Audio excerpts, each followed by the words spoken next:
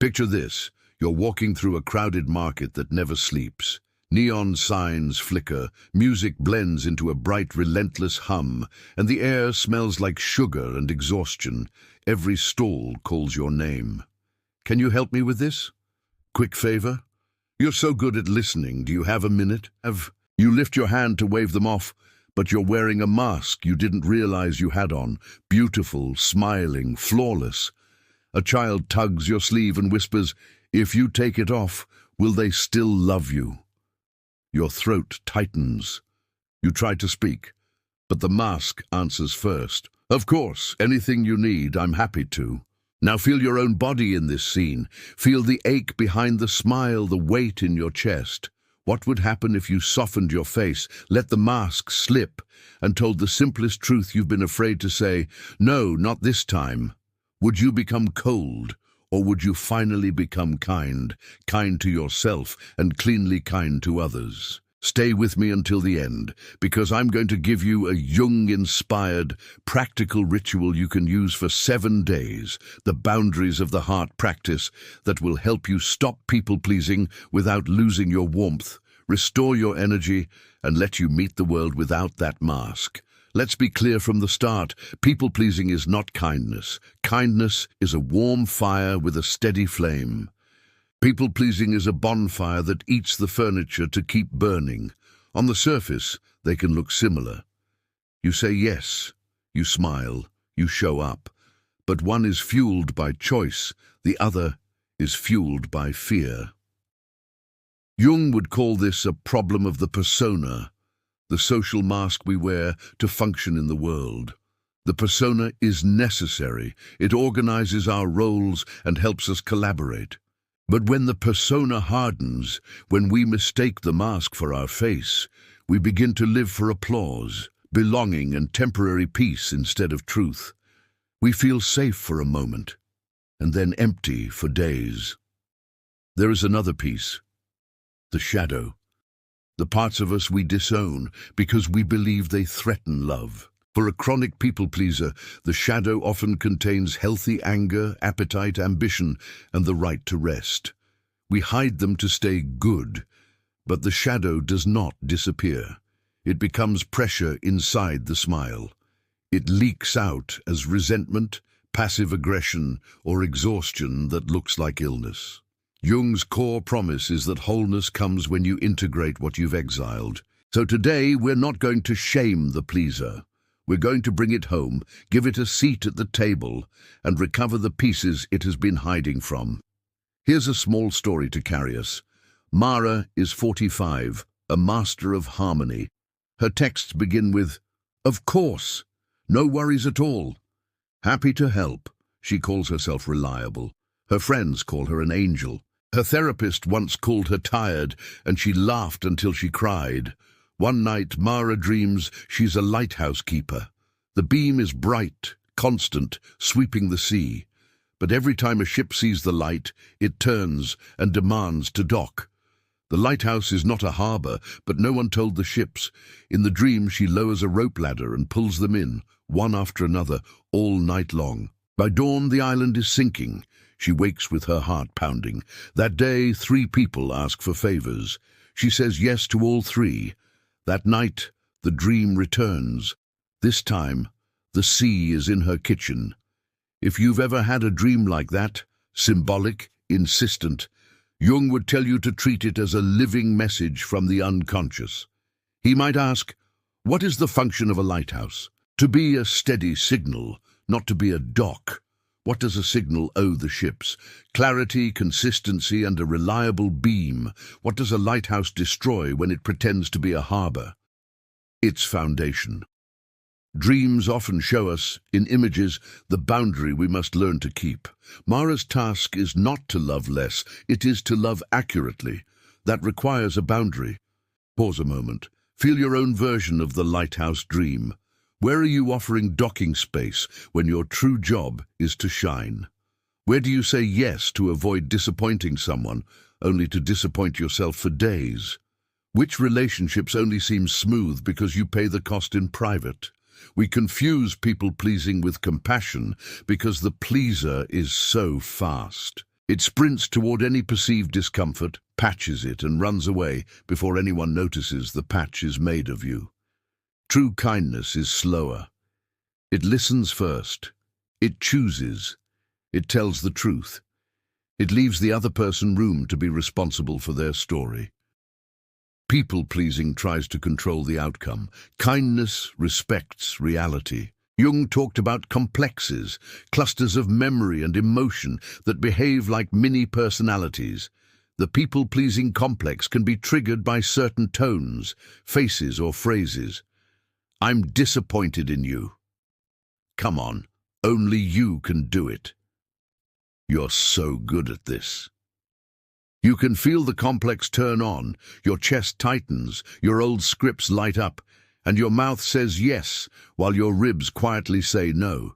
This is the moment where choice can return, if you can stay long enough to notice what's happening inside.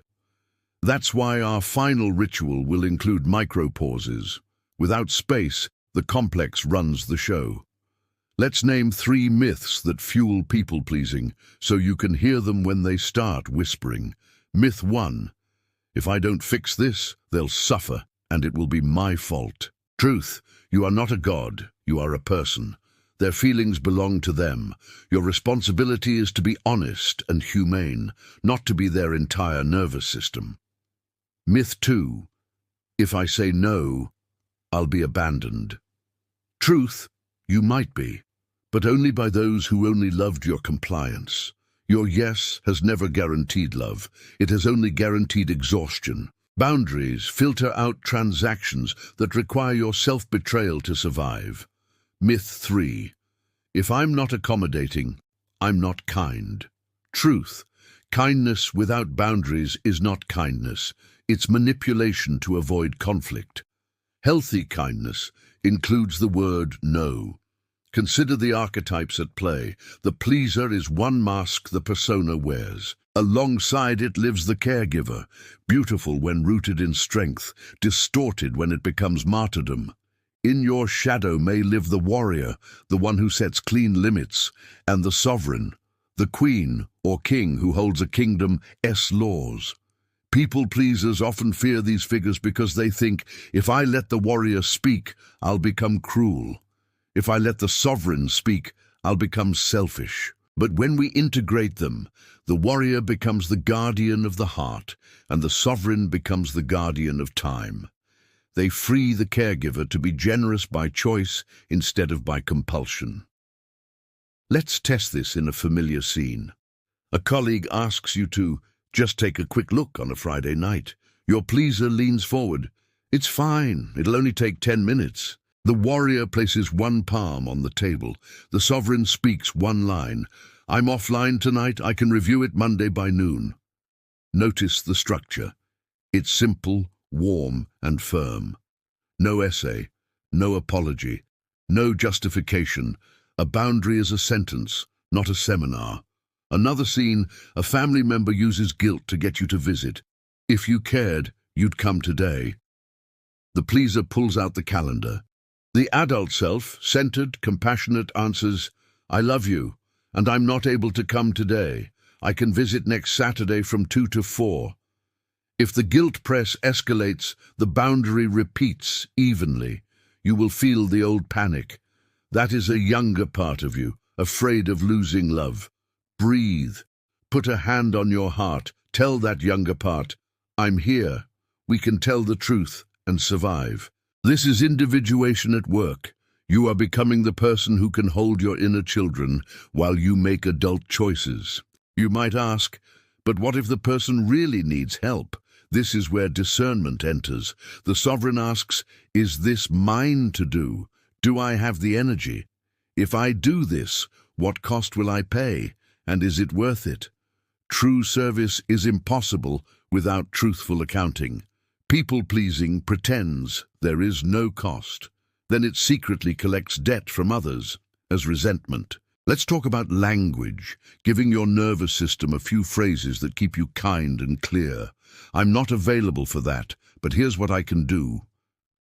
This guards your time while offering a realistic alternative.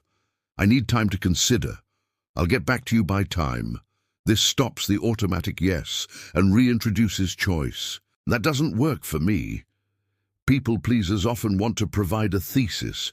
You don't have to explain your no to be valid. I hear your frustration. I'm still not able to. This acknowledges feeling without surrendering your boundary. I can help with X, not Y. This splits tasks cleanly. I care about you, and I'm not the right person for this. This preserves the relationship while refusing the role. Say them out loud now, quietly, to feel where your mouth wants to add sugar or apology. Notice that impulse with affection. It's just the persona asking for one more coat of paint. You can smile and set the line anyway. We should also name the fawn response, the trauma-rooted survival strategy, where pleasing and appeasement feel like the safest path. If your body has learned that saying no equals danger, your pulse will spike when you try. Go gently. Warm boundaries are not about winning arguments. They're about training your nervous system to tolerate the sensation of disappointing someone and remaining safe. Let your first no be small. Let it be with someone who can receive it. Let your hands shake a little. Courage often looks like trembling. A second story to anchor this. Theo, 32, says yes at work until 10 p.m., then scrolls in bed muttering that no one supports him. He calls this venting. His partner calls it exile. Theo dreams he is in a theater backstage, holding up the set with both arms, while everyone claps for the actors. He wants to shout, "I'm underneath." But if he lets go, the set will fall. He wakes with a tight jaw and a hard truth. He keeps the illusion alive by refusing to step into view and set limits. The next day, when a co-worker says, "Can you just cover this client call?" he tries a new sentence. "I can't today, my plate is full." The co-worker looks annoyed. Theo's stomach flips. Then someone else says, "I can take it." The ceiling stays up. A week later, one person complains that Theo has become difficult. Theo writes in his journal, "If my boundaries make me difficult for people who enjoyed my self-betrayal, I can live with that." He sleeps deeply for the first time in months. We're going to build toward the boundaries of the heart practice, but first, I want to touch the heart of the fear. If I stop pleasing, will I become unkind? Here is your compass. Kindness is presence, respect, and truth delivered at a tolerable dose. If your kindness demands that you lie about your capacity, it is not kindness. It is self-erasure dressed in soft tones. If your truth is used like a weapon to punish someone for asking, that's not kindness either. That's old anger finally allowed to speak, but without the adult self holding the mic. We are after the middle way. The warm no, the honest yes, the slow answer. Let's step into an archetypal moment, a kind of inner ceremony. Imagine you are in a circular room with 4 chairs. On the first sits the pleaser, elegant, fast, beautifully dressed, always ready with a tray of cookies and solutions. On the second sits the warrior, grounded, clear-eyed, with a hand resting on the hilt of a sheathed sword, not to attack, but to protect. On the third sits the sovereign, wearing no crown, only a simple band on the finger, the ring of commitment to time and truth. On the fourth sits the wise old woman or man, the figure Jung associates with the self's guidance, patient, amused, unthreatened by mess. You place your hand over your heart and say, "I'm giving each of you a role. Pleaser, you can help with tone. Warrior, you will set the line. Sovereign, you will set the schedule. Wise one, you will decide if this is mine to do at all." Feel the relief in your chest as the pleaser finally gets to relax. It is no longer responsible for keeping the entire world unruffled. Now let me ask you a question to open a small door. What would you do with 1 hour this week if no one needed anything from you and no one would be angry if you took it? The answer to that is the first breadcrumb back to a life that isn't organized around being convenient. People-pleasing is hungry because it has no center. When you return to interests, practices, and relationships that nourish you without performance, your yes grows honest again because it now comes from somewhere. We've promised a deep practical teaching at the end, and we're close. Before we step into it, a gentle reminder: if this journey is resonating, breathe with me for 4 counts in, hold for 4, and exhale for 6. If you need this message in your life, consider subscribing and sharing it with the one friend who always gives more than they have. We're building a space for Jung's ideas to meet everyday choices, where boundaries and compassion can sit at the same table. Now, the boundaries of the heart practice. 7 days, 3 parts. It is deceptively simple because truth often is. Think of it as a ritual of reparenting for the parts of you that learned love equals pleasing. Part 1, the minute of the mask. 3 times a day, morning, midday, and evening. Pause for 60 seconds.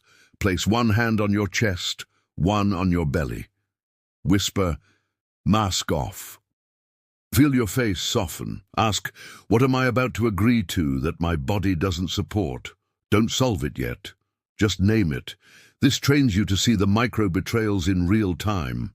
Part 2, the warm. Choose 2 opportunities each day to practice saying no with respect. The formula is simple. Acknowledge plus boundary plus offer if you truly have one. I get why this matters to you. I'm not available tonight. I can review it tomorrow before noon. Or, I care about this conversation. I need to pause now. Let's pick it up Saturday. The rule: 1 sentence per step.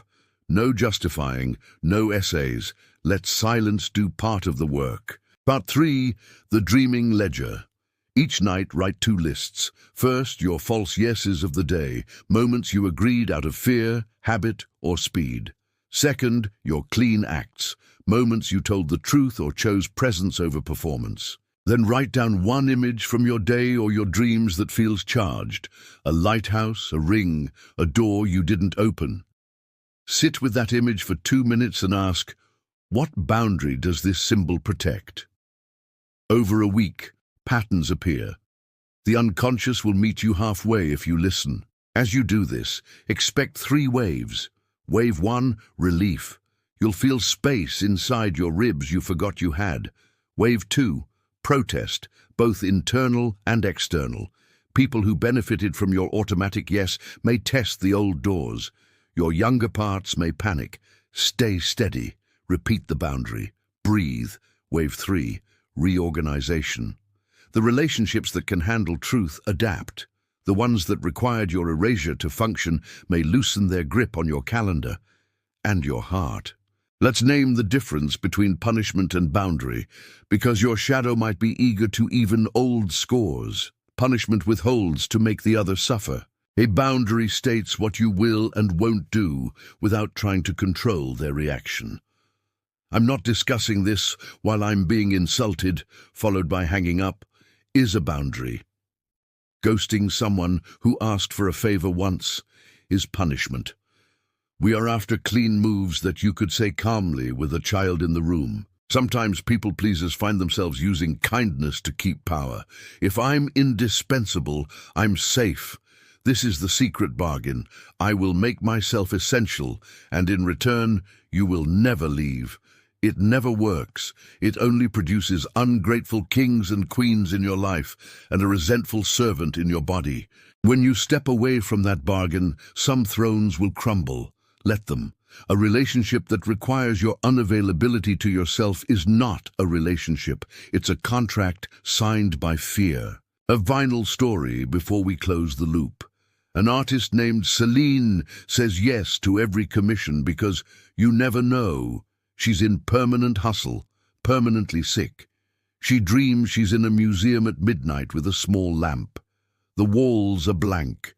A curator rushes in with stacks of prints. We need the show up by sunrise. Celine starts taping everything. The lamp flickers. In the corner stands a single canvas turned to the wall. She turns it around. It's her own, unfinished, luminous. The lamp brightens. She wakes with the simplest sentence breathing in her throat. I will not hang other people's shows in my midnight. She rejects 2 commissions that week, terrified. She goes to the studio. By month's end, she finishes the canvas. It sells. More than the money, she feels a return. Her life begins to prefer depth over noise. This is the pivot, when your unconscious stops trying to save you from your own schedule and begins to partner with you. Now, to deliver the promised revelation in Jung's language, tied to your life, people-pleasing is the persona's attempt to secure love by censoring the self. Individuation is the process by which you become whole. The task of integrating shadow, realigning persona to serve truth instead of replacing it, and letting the self, that deeper organizing center, guide your choices. The paradox is this: when you stop performing for love and begin to tell the truth kindly, you become more lovable to the people who can love. Your field gets clearer. Your yes becomes a blessing again because it is rare and real. Here is one more sentence to carry into your week, especially for the hardest moments. I care enough to answer slowly. Say it to the person in front of you. Say it to the part of you that wants to rush. Say it to the ocean of ghosts who still live inside your nervous system, asking you to be small and spotless. Then breathe, feel your feet, and choose. I want to leave you with a quiet image to seal the work. You, standing at the edge of the market at dusk, taking off the mask. Not to discard it forever, but to place it gently in your bag as a tool you will wear when the role requires it and remove when your soul calls your name. You turn toward home with a softer face. The world does not end. Some stalls keep shouting, some go silent. 1 or 2 voices become clearer, kinder. And in the space where the mask used to press on your skin, you feel something that might be a beginning. Breath moving freely, a pulse that belongs to you, and a yes that is worth waiting for. In our next exploration, we'll go deeper into reading your dreams without a dictionary, how to track a recurring symbol over a season of your life, and let it teach you where your real boundaries live. Until then, keep the beam steady. You are a lighthouse, not a dock. Let the ships find their way. Let your yes light the way home when it's true. And when it's not, let the night be dark and kind.